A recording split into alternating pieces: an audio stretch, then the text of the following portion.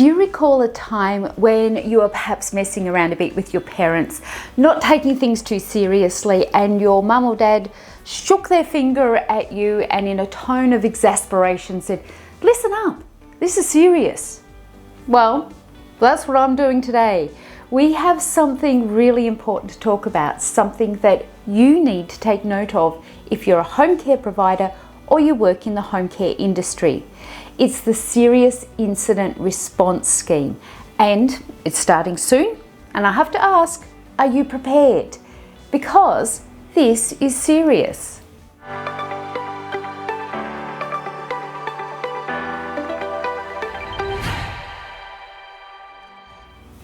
Hi, I'm Carrie from Culturally Directed Care Solutions, where we give you the knowledge and tools to provide quality care with confidence. Now, part of that quality care is the introduction of the Serious Incident Response Scheme to the home care sector. Now, SIRS, as it's often shortened to, has been in place in residential care for over a year now. But on the 1st of December 2022, home care services will also be respondent to the scheme. That includes those delivering services and supports under home care packages, the Commonwealth Home Support Program, as well as flexible care providers delivering services in a community setting. Ones like NATSIFAC providers, multi-purpose services, short-term restorative care and transition care. Really, if you provide home or community-based aged care support to older people and the funding ultimately comes from the Australian Government, you need to take note because this applies to you. Now, when we think about the physical and psychological cost to people who are involved in incidents, we really want to identify ways to reduce the risk of incidents occurring, and we also want to respond appropriately and manage incidents that do occur, which is why you have an incident management system in the first place. So, how does your existing incident management system and SIRS work together? Well, if you're a provider, you already know that you need to have an incident management system in place. This is part of your broader responsibility to protect aged care recipients. Within your current incident management system, you will already be reviewing any incidents that occur and making changes that address systemic issues so that the clients you support are better protected against abuse and neglect, and staff and management identify ways that they can improve services and the support that's provided.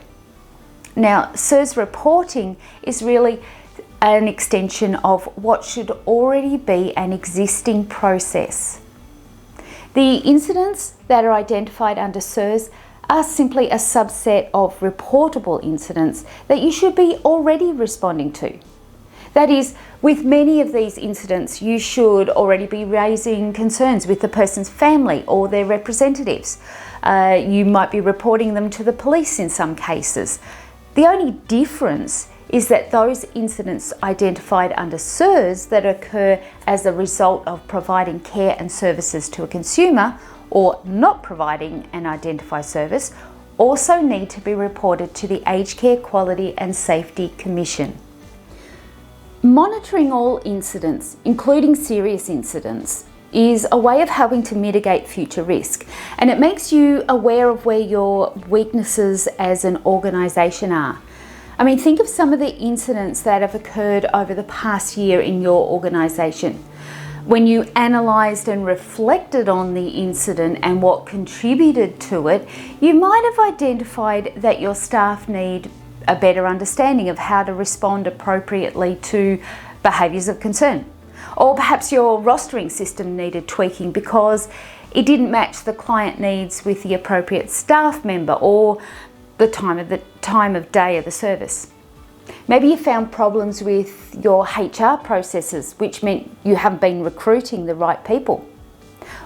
Wherever the gaps, your incident management system, and in particular SIRS, is going to influence the way you as an organisation respond to incidents and it will contribute to more timely responses and better support for those who have been impacted by an incident.